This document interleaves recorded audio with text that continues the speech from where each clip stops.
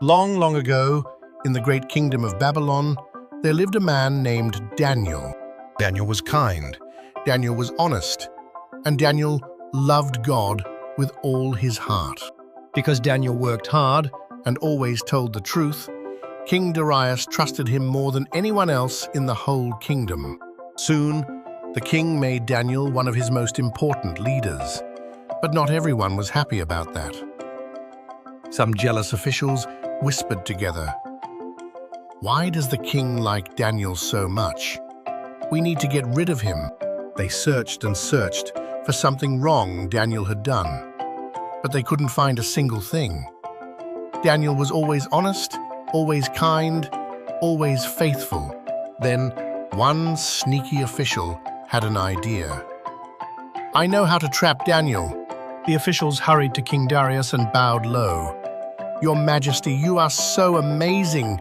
Everyone should pray only to you for the next 30 days. The king smiled. "That sounds like a great idea." And just like that, he signed it into law.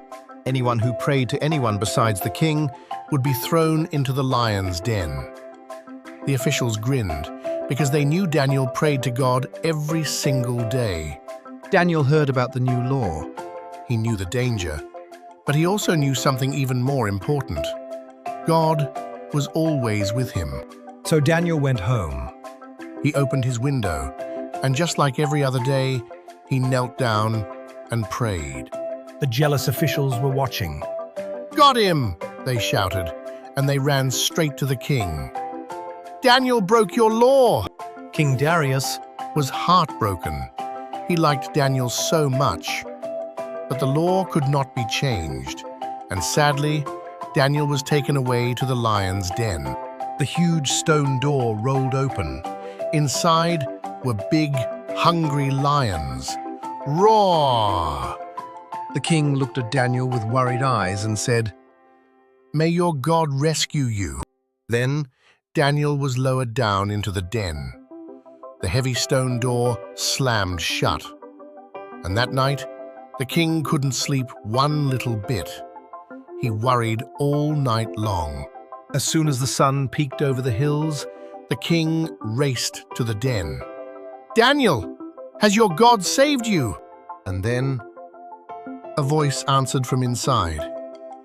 "Yes, your Majesty." Daniel was alive. Not a scratch, not a bite. Daniel smiled up at the king.